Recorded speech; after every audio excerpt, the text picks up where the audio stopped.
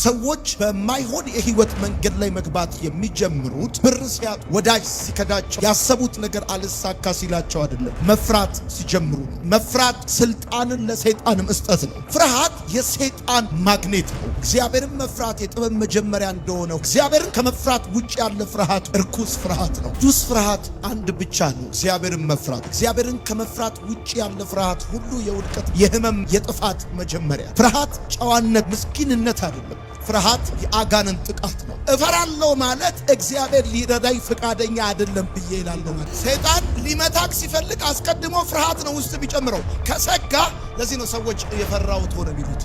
እግዚአብሔር እረኛዬ ነው። እረኛ ፕሮቴክት ያደርጋል፣ አሳልፎ ለጠላት አይሰጥህም። እረኛ ያለው አምላክ ያለው ሰው አይፈራም። በእግዚአብሔር የሚታመን ሰው አይፈራም። በአንድ እጃችሁ አምናለሁ በሌላ እጃችሁ ፈራለሁ ብሎ ክርስትና የለም። ስለ ልጆቻችሁ፣ ስለ ትዳራችሁ፣ ስለ ነጋችሁ፣ ስለ ህይወታችሁ እንዳትፈሩ። ፍርሃት የሚባል ነገር በህይወታችሁ ላይ ለአጋንንት ስልጣን እንዳትሰጡ፣ እንድትደነግጡ፣ እንድትፈሩ፣ በህይወታችሁ ላይ ጥርጣሬ እንዲፈጠር ያደረገ የአጋንንት መልእክት በኢየሱስ ስም ይገለበጣል። ከነሱ ጋር ካለው ከኛ ጋር ያለው ይበልጣል። አንቺ ጋር ያለው ይበልጣል። አሜን ይባላል። የወደደሽ ይበልጣል። አሜን ይባላል። ከሚመትቱባችሁ፣ ከሚደግሙባችሁ፣ በልዩ ልዩ የህይወት መንገድ ከሚያሳድዷችሁ ከእናንተ ጋር ያለው ይበልጣል። አሜን ይባላል። ወጥመድ ተሰበረ እኛም አመለጥን የሚል ሰው አሜን ይባል። አንድ ሰው ዛሬ ማለዳ ማምለጥ ይሆንለታል። ማምለጥ ይሆንለታል። ማምለጥ ይሆንለታል። ልጅነትን መንፈስ እንጂ የተቀበልነው የፍርሃትን መንፈስ አልተቀበልንም።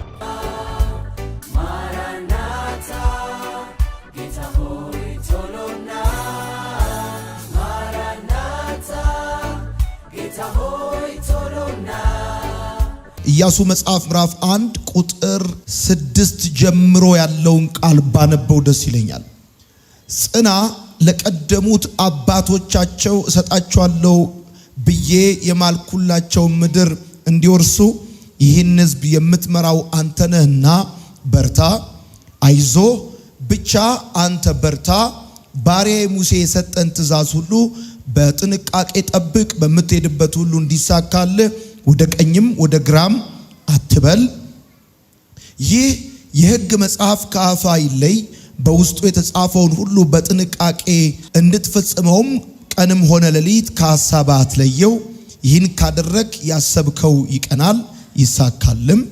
በምትሄድበት ሁሉ እግዚአብሔር አምላክህ ካንተ ጋር ነውና አይዞ በርታ፣ ጽና፣ አትፍራ፣ አትደንግጥ ብዬ አላዘዝኩህምን?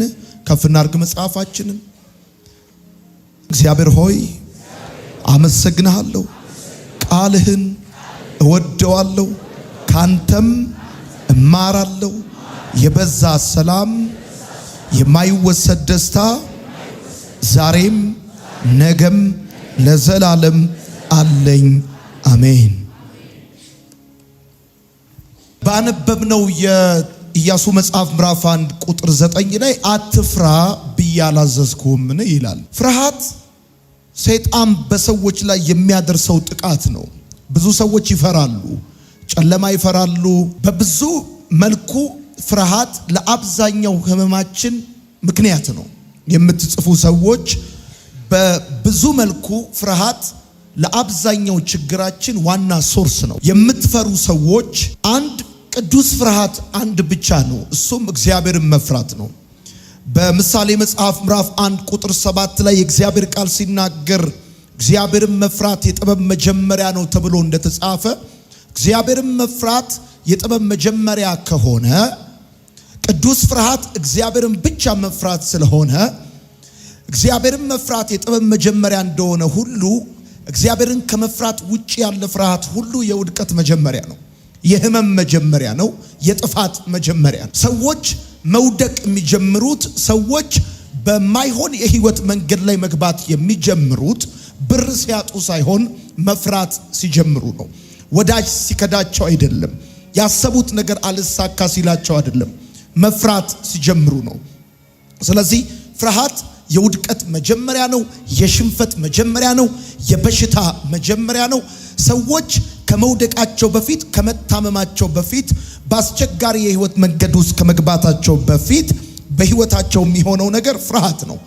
ስለዚህ ፍርሃት ሰይጣን በሰዎች ላይ የሚያደርሰው ጥቃት ነው። ፍርሃት ጨዋነት አይደለም። ፍርሃት ምስኪንነት አይደለም። ፍርሃት የአጋንንት ጥቃት ነው። ፍርሃት ከሰይጣን ጋር መተባበር ነው። የምትጽፉ ሰዎች እግዚአብሔር ያለ ምክንያት ኢያሱን አትፍራ አላለውም። አትፍራ ሲለው ደግሞ እያበረታታው ሳይሆን እያዘዘው እንደሆነ የእግዚአብሔር ቃል ይናገራል። አትፍራ ብዬ አላዘዝኩምን ብሎ ይናገራል። ለምንድነው ከሰይጣን ጋር ሰዎች የሚተባበሩት? በድግምት ብቻ አይደለም፣ በመተት ብቻ አይደለም፣ በመፍራት ከሰይጣን ጋር ይተባበራሉ። በህይወታችሁ ላይ ከሰይጣን ጋር መተባበር የለባችሁም። ፍርሃት ከሰይጣን ጋር መተባበር ማለት ነው። ፍርሃት አሉታዊ አስተሳሰብን ራስን ለአሉታዊ አስተሳሰብ አሳልፎ መስጠት ነው። የሚፈሩ ሰዎች ሲወድቁ፣ የሚፈሩ ሰዎች ህይወታቸው ሲበላሽ፣ ወደ ኋላ ሲቀሩ፣ ሲያፍሩ እንጂ የሚሰማቸው ከዛ ውጪ የሆነ የድል ህይወት፣ የአሸናፊነት ህይወት አይታያቸውም። መፍራት ጨዋነት አይደለም፣ ራስን አሳልፎ ለአሉታዊ አስተሳሰብ መስጠት ማለት ነው መፍራት ማለት። ወዳጆቼ ፍርሃት ማለት ችግርህን ከእግዚአብሔር በላይ ማድረግ ማለት ነው። ስትፈሩ እያላችሁ ያላችሁት ችግራችሁ ከእግዚአብሔር በላይ እንደሆነ እንደዛ እንድታቁ ፈልጋለሁ። መፍራት ወይም ፍርሃት ስልጣንን ለሰይጣን መስጠት ነው። የህይወታችሁን ስልጣን፣ የህይወታችሁን መሪነት ለሰይጣን አሳልፎ መስጠት ነው። በእኛ ሀገር መፍራት እንደ ጨዋነት፣ መፍራት እንደ ምስኪንነት፣ መፍራት እንደ ጥሩነት እየተቆጠረ ኖረናል። ወዳጆቼ በደንብ እንድሰሙ ይፈልጋሉ። ቅዱስ ፍርሃት አንድ ፍርሃት ብቻ ነው። እሱም እግዚአብሔርን መፍራት ብቻ ነው። እግዚአብሔርን ከመፍራት ውጭ ያለ ፍርሃት ሁሉ እርኩስ ፍርሃት ነው። ፍርሃት የሰይጣን ማግኔት ነው። ሰይጣንን ወደ ህይወታችሁ አትራክት የሚያደርግ ነገር ነው። ሰይጣን ወደ ህይወታችሁ እንዲመጣ የሚያደርግ ነገር ነው። ራሳችሁን ለአሉታዊ አስተሳሰብ አሳልፋችሁ መስጠት ነው። ከሰይጣን ጋር መተባበር ነው። ህይወታችሁን እንዲያፈርሰው፣ በበሽታ ባልጋ ቁራኛ እንድትቀመጡ፣ እንዳይሳካላችሁ፣ በእጃችሁ እየደከማችሁ በመንፈሳችሁና በሐሳባችሁ የምትፈሩ ከሆነ ግን ለሰይጣን ራሳችሁን አሳልፋችሁ መስጠት፣ እንደዚሁም ከሰይጣን ጋር መተባበር ማለት ነውና ትፈራላችሁ ማለት ሰይጣን በህይወታችሁ ላይ የበላይነት እንዲኖረው መብት ትሰጡታላችሁ ማለት ነው። በአጭር አማርኛ የሚፈሩ ሰዎች የእግዚአብሔርን ቸርነት ማስታወስ አይችሉም። የእግዚአብሔርን ቸርነት እንዳይታያቸው ይሆናል። የሚፈሩ ሰዎች ሁልጊዜ የሚመለከቱት ሞትና ጥፋትን ብቻ ነው። የምትፈሩ ከሆነ ሁልጊዜ የሚታያችሁ ሞት ነው። ሁልጊዜ የሚታያችሁ ጥፋት ነው። ለምንድን ነው እማልፈራው ከተባለ እኔ እምተባበረው ከእግዚአብሔር ጋር ስለሆነ ነው። ከሰይጣን ጋር ስለማልተባበር ነው። የሐዋርያ ጳውሎስ ለጢሞቴዎስም ሲጽፍለት የነገረው እንደዚህ ነው። የፍርሃትን መንፈስ አልተቀበላችሁም ብሎ እንዳለ ማለት ነው። ወዳጆቼ አንዳንዶቻችን ጨለማ እንፈራለን፣ ብቻችንን መሆን እንፈራለን፣ በብዙ አቅጣጫ እንፈራለን፣ እንሰጋለን። አሁን አንድ ልጅ አንድ ፍርሃት አለው። አባቱ የሞተው በ43 ዓመቱ ነው። እሱም እዛ እድሜ ላይ ሲደርስ ሚሞት ይመስለዋል። ቀድሞ አጋንንት በፍርሃት መጥቶታል። ስለዚህ እዛኛው ዓመት ላይ ሰይጣን በህይወቱ ላይ የፈለገውን ነገር እንዲያደርግ እድል ፈጥሮለታል ማለት ነው። እና ለምሳሌ ወደ ብዙ ሰዎች ህይወት አጋንንት የሚገባው በፍርሃትና በድንጋጤ በር ነው። ስትደነግጡ ለአጋንንት በር ትከፍታላችሁ። ስትፈሩ አጋንንትን ወደ ህይወታችሁ አትራክት ታደርጋላችሁ። እና ምንም ሌላ የተለየ ነገር ሆኖ አይደለም። ጥሩ ሁኔታ ውስጥ አድገው ግን የሚፈሩ ሰዎች አሉ። መማር የሚፈሩ፣ ብርሃን የሚፈሩ፣ መስራት የሚፈሩ፣ በሰው ፊት ቆሞ ማውራት የሚፈሩ፣ የተለያየ ነገር ማድረግ የሚፈሩ፣ መኪና መንዳት የሚፈሩ፣ በፕሌን መሄድ የሚፈሩ፣ ከልክ ያለፈ እግዚአብሔርን ከመፍራት ውጭ ያለ የትኛውም አይነት ፍርሃት ቅዱስ ፍርሃት አይደለም፣ እርኩስ ፍርሃት ነው። እርኩስ ፍርሃት ከሆነ ደግሞ አጋንንት የሚጠቀምበት ፍርሃት ነው። አሁን በዚህ ዓመት ብከስርስ እያልክ አትነግድ። ብከስርስ እያልክ እየፈራ አይደለም መነገድ ያለብህ። እየፈራ የምትነግድ ከሆነ መክሰርህ የማይቀር ጉዳይ ነው። ምንም የሚመጣ ታሪክ የለም። ማለት ያለብህ እንደዚህ ነው። እግዚአብሔር እረኛዬ ነው የሚያሳጣኝም የለም። ከቤት ስትወጣ ብለህ መውጣት ያለብህ ይሄንን ነው። እግዚአብሔር እረኛዬ ነው የሚያሳጣኝም የለም። በለመለመ መስክ በረፍት ውኃ ዘንድ እንደዚህ ነው። እግዚአብሔር እረኛዬ ነው። እረኛ ፕሮቴክት ያደርጋል። እረኛ አሳልፎ ለጠላት አይሰጥህም። እና እረኛ ያለው ሰው አይፈራም። አምላክ ያለው ሰው አይፈራም። በእግዚአብሔር የሚታመን ሰው አይፈራም። በአንድ እጃችሁ አምናለሁ በሌላ እጃችሁ ፈራለሁ ብሎ ክርስትና የለም። ምንም አይመጣም። አጠገባችሁ ያለው ሰው ንኩትና ምንም አይመጣም በሉት። ንገሩት፣ ምንም አይመጣም በሉት። እግዚአብሔር ካንተ ጋር ነው፣ ምንም አይመጣም በሉት። ከፍ አድርጉ እጆቻችሁን። በጌታ በኢየሱስ ማንኛውም አይነት ፍርሃት ከዚህ ቀን ጀምሮ የተሰበረ ይሁን። በደንብ አርኩና አሜን በሉ። አሁን በዚህ ዓመት አሁን ከዚህ ቀን ጀምሮ ፍርሃት ታቆማላችሁ። ከሰይጣን ጋር መተባበር ታቆማላችሁ። በቃ ስለ ልጆቻችሁ እንዳትፈሩ፣ ስለ ትዳራችሁ እንዳትፈሩ፣ ስለ ነጋችሁ እንዳትፈሩ፣ ስለ ህይወታችሁ እንዳትፈሩ። በፍጹም ፍርሃት የሚባል ነገር በህይወታችሁ ላይ ለአጋንንት ስልጣን እንዳትሰጡ አንድ ነገር እነግራችኋለሁ። እግዚአብሔር ምስክሬ ነው። ጌታ ኢየሱስ ክርስቶስ የእባቡን ራስ ይቀጠቅጠዋል። በደንብ አርኩና አሜን በሉ። ጠላቶቻችሁ ይመታሉ። አሜን በሉ። ከነሱ ጋር ካለው ከኛ ጋር ያለው ይበልጣል። ካንቺ ጋር ያለው ይበልጣል። አሜን ይባላል። የወደደሽ ይበልጣል። አሜን ይባላል። ከሚመትቱባችሁ ከሚደግሙባችሁ በልዩ ልዩ የህይወት መንገድ ከሚያሳድዷችሁ ከናንተ ጋር ያለው ይበልጣል። አሜን ይባላል። ወጥመድ ተሰበረ እኛም አመለጥን የሚል ሰው አሜን ይባል።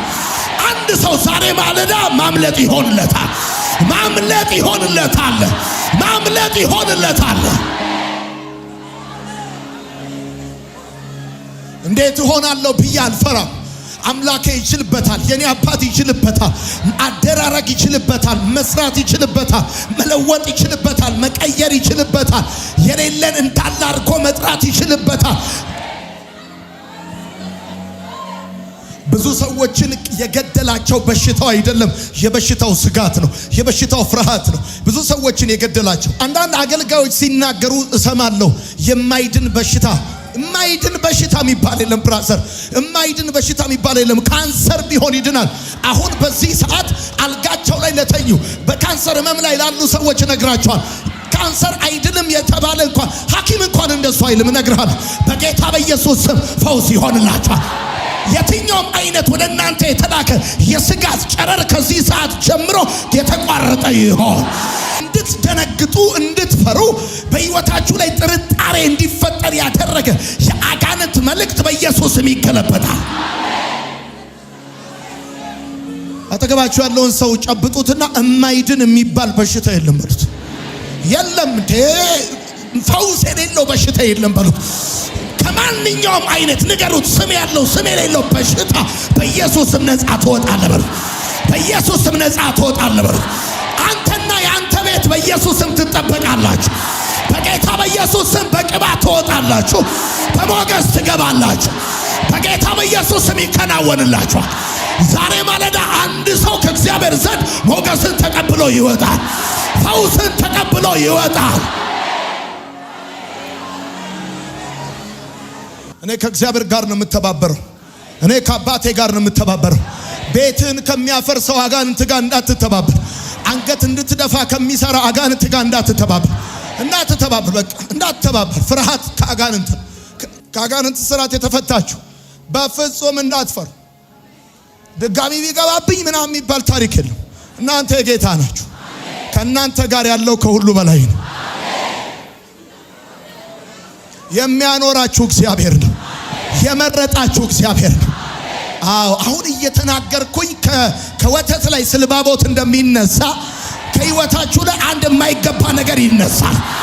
በጌታ በኢየሱስም ጥርጣሬ ይነሳል። ስጋት ይነሳል። ፍርሃት ይነሳል። የሞት ቀንበር ይነሳል። የሞት ቀንበር ይነሳል።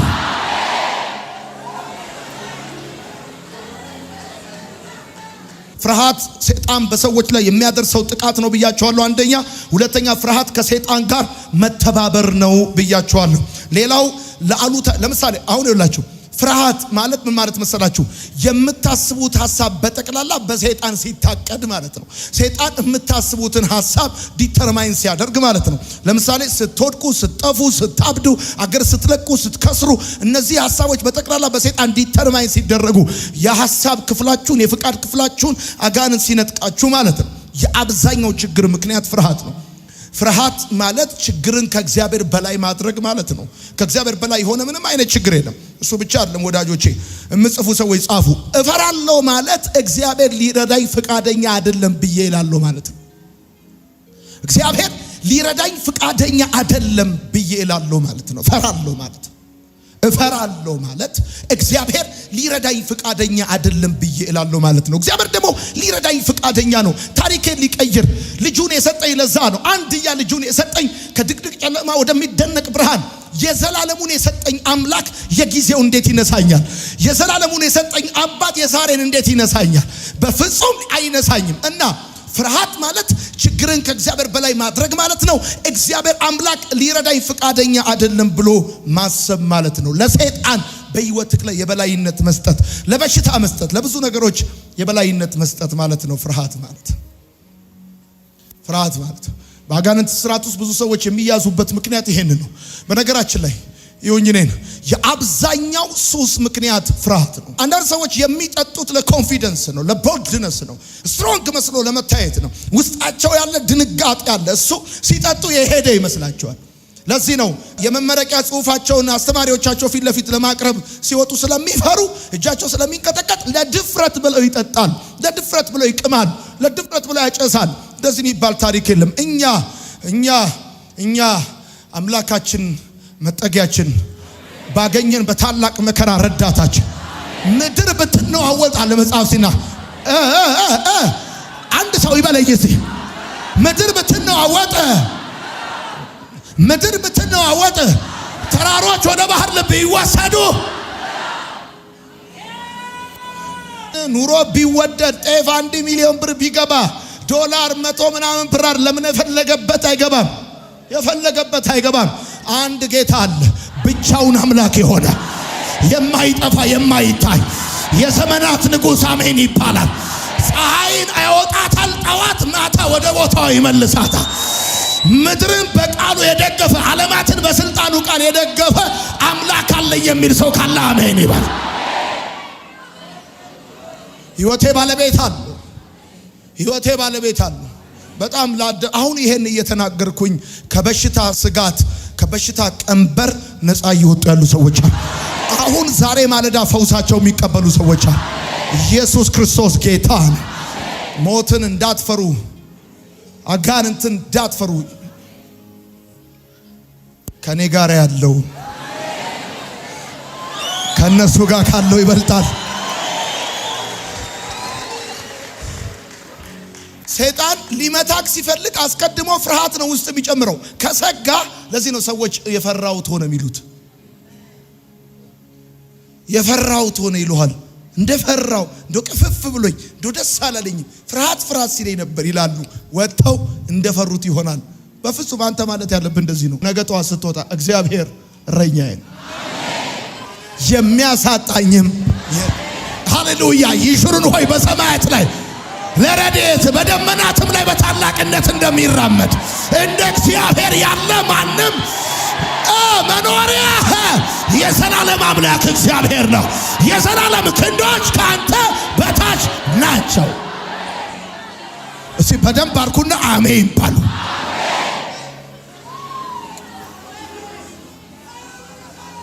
የልጅነትን መንፈስ እንጂ የተቀበልነው የፍርሃትን መንፈስ አልተቀበልንም። ሂድ ወደዛ ነው ማለት ነው። ሄዶ ለዛ የብርታት ዓመታችን ነው። ትበረታለህ ማለት አትፈራም ማለት ነው።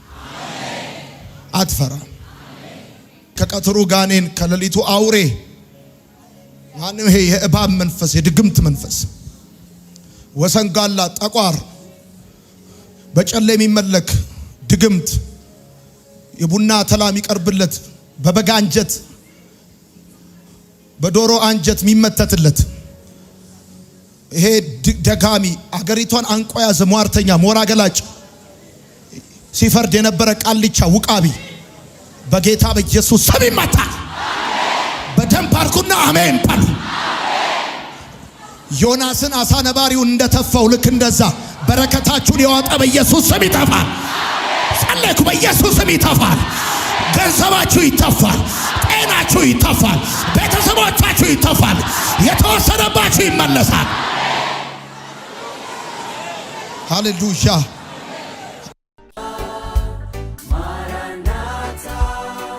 ጌታ ሆይ ቶሎና ማራናታ ጌታ ሆይ ቶሎና